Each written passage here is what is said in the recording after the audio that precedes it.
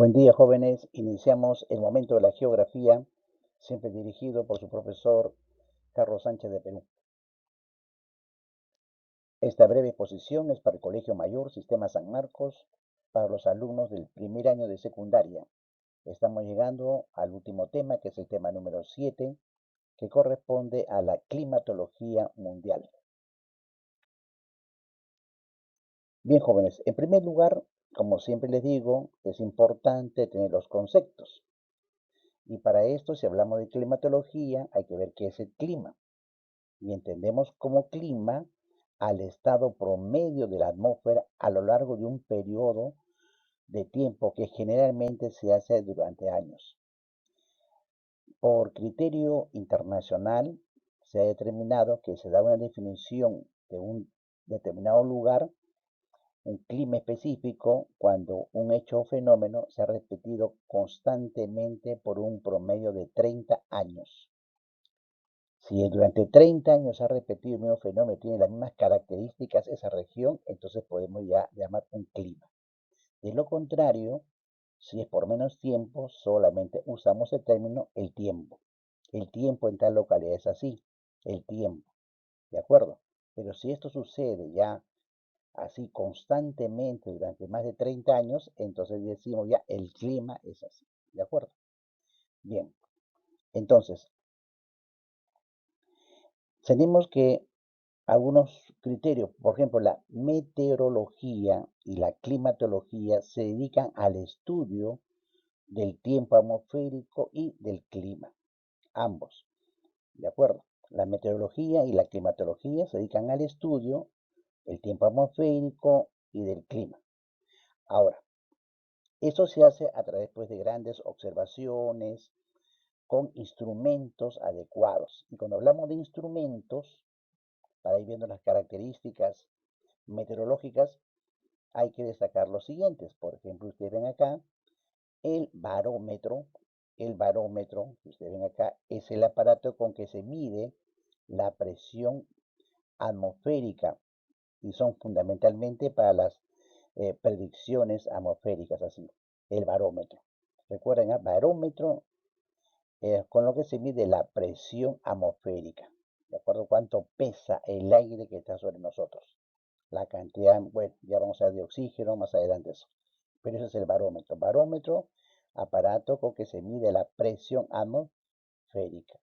Luego tenemos acá lo que es muy conocido, el termómetro, por ejemplo. Tenemos acá el segundo punto, el termómetro, que permite conocer la temperatura que hay en el momento determinado. ¿De acuerdo? Ese es el termómetro. Luego tienen ustedes acá el higrómetro. Ustedes ven acá el higrómetro. El higrómetro es un instrumento que se utiliza para medir el grado de humedad, o sea, el vapor de agua que hay en el aire o en algunos gases. ¿De acuerdo? Ese es el higrómetro. Luego tenemos por acá la conocida, muy antigua, la veleta. La veleta indica la dirección del viento. Se coloca en lugares específicos, en la cual no dispone de una cruz, como ustedes ven ahí, y nos señala los puntos cardinales. Es decir, en otras palabras, nos indica la dirección de los vientos. Esa es la veleta. Luego tienen acá el pluviómetro, que ustedes ven aquí, el pluviómetro es el que recoge y mide en las estaciones atmosféricas las precipitaciones caídas en forma de lluvia. Puede ser nieve o granizo. ¿De acuerdo? Entonces mide las precipitaciones, ¿ah? En este caso, las caídas en la forma de lluvia, que puede ser en nieve o granizo. Ese es el pluviómetro. Y luego tenemos el final, acá el anemómetro. El anemómetro nos indica, es para predicción del tiempo y mide la velocidad del viento. El anemómetro sirve para la predicción del tiempo y mide sobre todo la velocidad del viento. ¿De acuerdo? Entonces, son los instrumentos que mayormente se va a hacer uso en el campo de la meteorología. Luego, jóvenes, tenemos que ver, como el tema es climatología mundial, hay que tener en cuenta cómo se desplazan los elementos del clima. Digo los elementos porque de acuerdo a estos elementos que tenemos que tener en cuenta así bien claro a nivel mundial, por ejemplo, la temperatura, que viene a ser la temperatura, es el grado de calor que posee la atmósfera. De acuerdo que usted ve en el globo terráqueo va a ser diferente, una cosa es en la línea ecuatorial y otra cosa es en los polos. Entonces, ven, ahí la temperatura va a cambiar. Por eso analizamos acá con esta temperatura, ese grado de calor que posee la atmósfera. ¿De acuerdo? Ahora, otro término que es conveniente conocer es la humedad. ¿Qué es la humedad? La humedad es la cantidad de vapor de agua que existe en la atmósfera. Esa atmósfera que nos rodea, ahí está el vapor de agua. Entonces, eso es la humedad. Hay que ver en qué parte hay mayor cantidad de humedad. ¿De acuerdo? En la parte del vapor de agua. Otro punto importante es conocer los vientos. Como ustedes ven acá, los vientos por el mismo movimiento de rotación que da la Tierra, por la velocidad que lleva, por el cambio de las presiones atmosféricas, se produce el viento. ¿De acuerdo? El viento, el aire atmosférico, que constantemente va de un lugar a otro, se origina por la diferencia de presiones atmosféricas que va a haber en el globo terráqueo. Y luego tenemos la presión atmosférica en sí. ¿Qué cosa es la presión atmosférica? Ya hemos dicho, la presión atmosférica es el peso que hay, el aire, el peso que tiene la atmósfera. ¿De acuerdo? Esa es la presión atmosférica. O sea, la presión atmosférica, el peso que está sobre nosotros en la atmósfera, esa es la. Luego hay que tener en cuenta, ¿qué más? Las precipitaciones. Las precipitaciones lluviosas, donde hay mayor cantidad de lluvia, granizo, que todos son los elementos del clima que van a intervenir. Ahora, aparte de los elementos, tenemos que tener en cuenta los factores. Hay una diferencia, los factores del clima, como por ejemplo la latitud. ¿A qué se refiere la latitud? A ver, en forma general, así vamos a ver, vean ustedes el globo terráqueo, en forma general, cuando hablamos de factor de latitud, por lógica, si la Tierra tiene esta forma, casi una esfera, ya sabe usted que es un geoide, pero que tiene un ensanchamiento ecuatorial y por lo tanto, por la forma que tiene la Tierra, se supone que los lugares que están más cerca, porque latitudes con respecto a la línea ecuatorial, los lugares que están más cerca a la línea ecuatorial, su temperatura será mayor porque ahí llega con mayor intensidad los rayos solares, a diferencia que las partes polares, por ejemplo, ¿no es cierto? Entonces, la latitud se refiere a eso, a la distancia angular que hay de un punto de la superficie con respecto a la circunferencia ecuatorial o línea ecuatorial. Ahora, pero eso trae como consecuencia lo siguiente, jóvenes. Por lógica, si en la línea ecuatorial hay mayor intensidad de rayos solares, por lógicamente aumenta la temperatura. Y al aumentar la temperatura, el oxígeno se va elevando y entonces se convierte en una zona de baja presión atmosférica. En los trópicos, el aire está más frío. Como llega muchos rayos solares, el aire está más frío. Y si está más frío, hay mayor cantidad de oxígeno. Esa atmósfera pesa más. Se puede decir que son lugares de altas presiones. En Ecuador, línea ecuatorial, zona de bajas presiones. En los trópicos, altas presiones. Entonces, al haber ahí lo que les decía a ustedes, una diferencia de presiones, los vientos fríos se van a lugares donde han estado el ambiente caliente. Es decir, se desplaza de altas presiones atmosféricas a bajas presiones atmosféricas. Y eso da origen a los vientos que vienen de los trópicos hacia la línea ecuatorial. Y a estos vientos que vienen sobre la superficie de las circunferencias, en este caso trópico de Cáncer, trópico de Capricornio, hacia la línea ecuatorial, se llaman los vientos alisios. ¿De acuerdo? Vientos alisios.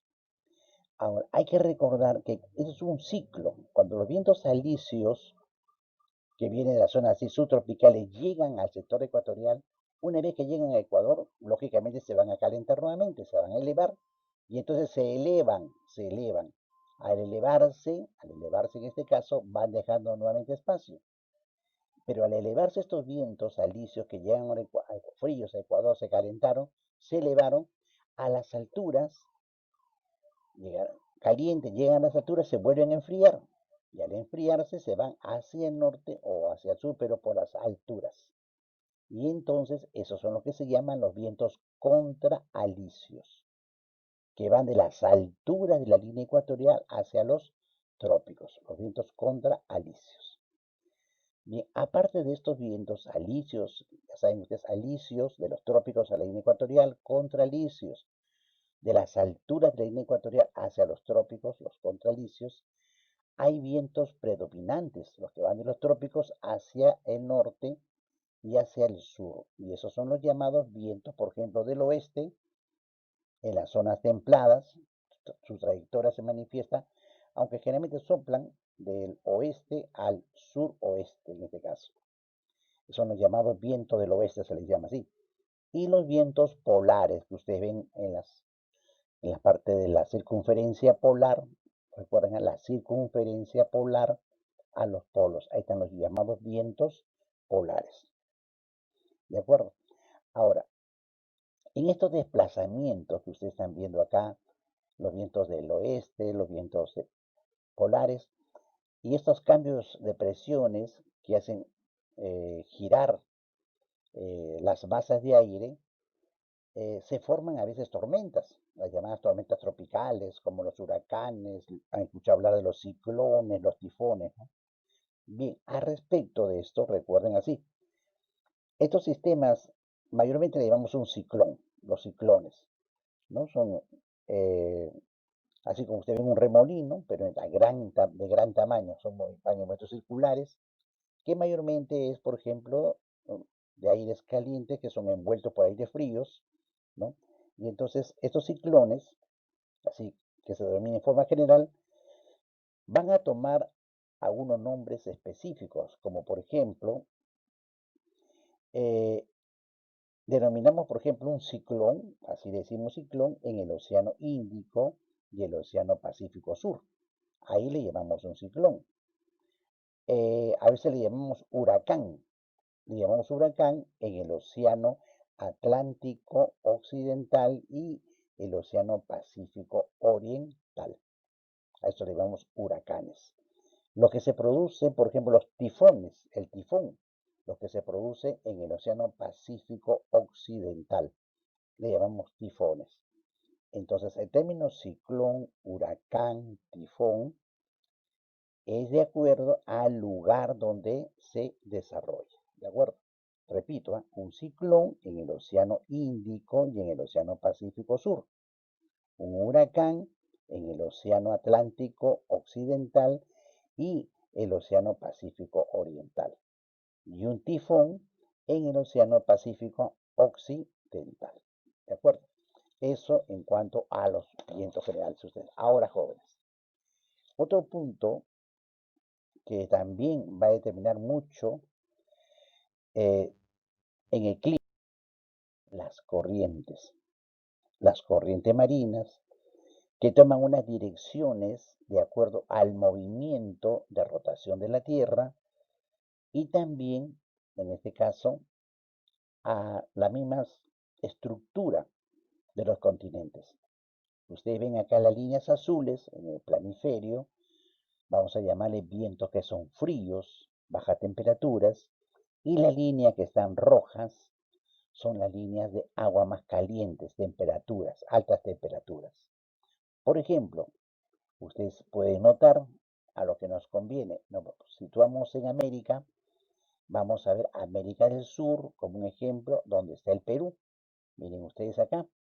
Y notamos aquí hay un movimiento circulatorio del Pacífico Sur que nos afecta al Perú. Por ejemplo, la que va para la costa de Sudamérica, donde está el Perú, es la llamada corriente de Humboldt, que es parte de todo este movimiento circulatorio. Aquí llegan aguas frías, como ustedes ven azules, pero cuando estas aguas continúan y llegan al Ecuador, a alta temperatura se convierten en corrientes ecuatoriales de alta temperatura. Y con esa alta temperatura llegan a Australia, por ejemplo, con alta temperatura. Siguen su camino y luego nuevamente llegan al sur, a la Antártida. Y hasta la Antártica se enfrían y vienen aguas frías ya. Aguas frías que llegan a Chile y Perú. ¿Se dan cuenta? Ese es el movimiento. Le digo a estos jóvenes para que vean el clima, por ejemplo, del Perú, la costa peruana está influenciada por esta corriente de Humboldt, que son aguas frías. A diferencia, como ustedes ven, Brasil, por ejemplo, Bahía, acá Brasil, en las costas de Brasil, también hay una corriente, pero mire la dirección. En África vienen aquí este movimiento circulatorio del Atlántico Sur, aguas frías que llegan hasta el Golfo de Guinea. Luego entra la línea ecuatorial y en la línea ecuatorial ya se convierte en aguas calientes. Y estas aguas calientes de la línea ecuatorial son las que vienen al Brasil, ¿se dan cuenta? Entonces la corriente que llega a Brasil, a diferencia del Perú, son aguas calientes de alta temperatura y eso influye en el clima de Brasil, de la costa de Brasil. ¿Se dan cuenta? A pesar que la costa del Perú y la costa de Brasil están a la misma distancia de Ecuador, vamos a decir, Bahía con Lima, por ejemplo, a la misma distancia de, digamos, de latitud, pero influyen las corrientes. ¿Se dan cuenta? Al Perú llegan las corrientes frías de Humboldt y a Brasil llegan las corrientes calientes que vienen del Ecuador. ¿Se dan cuenta? Hay un ejemplo y así, como es el ejemplo de acá, es a nivel del norte, del Pacífico Sur, el Pacífico Norte, el Atlántico Norte, en el Océano Índico, ¿se dan cuenta? Entonces, las corrientes influyen, pues, por ejemplo, en verano nosotros en la costa viene una brisa fría, porque es de la corriente de aguas frías. En Brasil, en la misma estación, que tenemos la misma estación, en verano viene una brisa pero caliente, porque son de la corriente que son cálidas, se dan cuenta, no es como frío, entonces el calor es más fuerte ahí, ¿no? Porque un aire, una brisa de aire caliente. Así como le he explicado acá, es lo que sucede a nivel mundial y son los aspectos que determinan, en este caso, en cuanto a la latitud, en cuanto a lo que es las corrientes marinas. Y lógicamente que hay otros factores como el caso de la altitud, ¿no es cierto? Eh, la altitud, por ejemplo, ya nos referimos a climas, ¿no? Que es sobre el nivel del mar, por ejemplo, aquí en los Andes peruanos, el clima que se tiene en Cerro de Pasco, en Oroya, en mayor altitud, ¿de acuerdo? Más frío. Entonces, en cambio, en la costa, a bajas altitudes, no hay tanto frío, hay mayor cantidad, pero sí mayor cantidad de humedad. A mayor altitud, menor cantidad de humedad, pero el cielo, vemos la atmósfera más transparente y el calor es más intenso, más fuerte en este caso. Entonces tenemos que ver, entonces, aparte de la parte de que hemos hecho las corrientes, también la altitud, también lo que concierne, por ejemplo, a lo que es la continentalidad. Es decir, una cosa es un lugar que esté cerca al mar, ¿no? Donde las noches van a ser menos frías y otros lugares que esté lejos del mar, que esté en el continente, lejos del mar, y entonces donde las noches van a ser en este caso más frías. En la costa menos frías. ¿Por qué? Porque el agua almacena energía solar durante todo el día y en las noches la vierte. En cambio, lugares que están en la tierra, lejos del mar, durante el día no almacena, la arena en la que no almacena energía. Por lo tanto, las noches son frías, pues no hay energía que haya almacenado. Entonces, es ese proceso de continentalidad. ¿De acuerdo? Visto esto, jóvenes, y analizando el caso del globo terráqueo, eh, hay las zonas tropicales, zonas templadas, que se pueden diferenciar acá. Por ejemplo, ustedes ven el globo terráqueo, llamamos zona o clima tropical, se dice así, está entre la línea ecuatorial y los trópicos por el norte, Cáncer, y por el sur, Capricornio. Esa zona es la zona tropical, ecuatorial, monzónica, donde predominan las sabanas, ¿de acuerdo? Y de los trópicos 23 grados 27 hacia las partes de las circunferencias polares, viene la zona subtropical. La zona subtropical mediterránea, subtropical desértica mayormente. Y luego, cuando ya nos acercamos a la circunferencia polar, serían las latitudes medias, un clima estepario, los climas continentales, lo que le explicaba ahí, esas zonas de acá de la Siberia, de Rusia, por ejemplo, todo ese sector, ¿no? Lejos del mar, tiene un clima continental. Y luego vienen los campos polares. Ustedes ven ahí, zonas polares del norte, así como Groenlandia, que actualmente escala allí, por ejemplo, ahí tienen hielos perpetuos, ahí tienen las tundras, ¿no? Vegetación que se forma debajo o sobre el hielo, no sobre el hielo. O sea, debajo de esas plantas hay siempre hielo. Son las llamadas tundras. En la parte polar de la Antártica, de la circunferencia polar antártica, hacia el sur, hacia el polo también. Es un clima polar, donde se dice que hay hielos perpetuos. ¿De acuerdo? Bien, ese es un panorama ya general, jóvenes. Entonces, lo importante es que ustedes ya tienen todos estos factores que influyen en la diferenciación de los climas que hay a nivel mundial. Bien, jóvenes, gracias por su atención. Estoy enviando un archivo en la cual le he colocado 6 páginas en la que está un resumen de lo que les estoy mencionando para que ustedes puedan sacar de a partir de ahí, ¿no?, una lectura y poderlo pasar a su cuaderno. Bien, gracias, jóvenes. Hasta la próxima.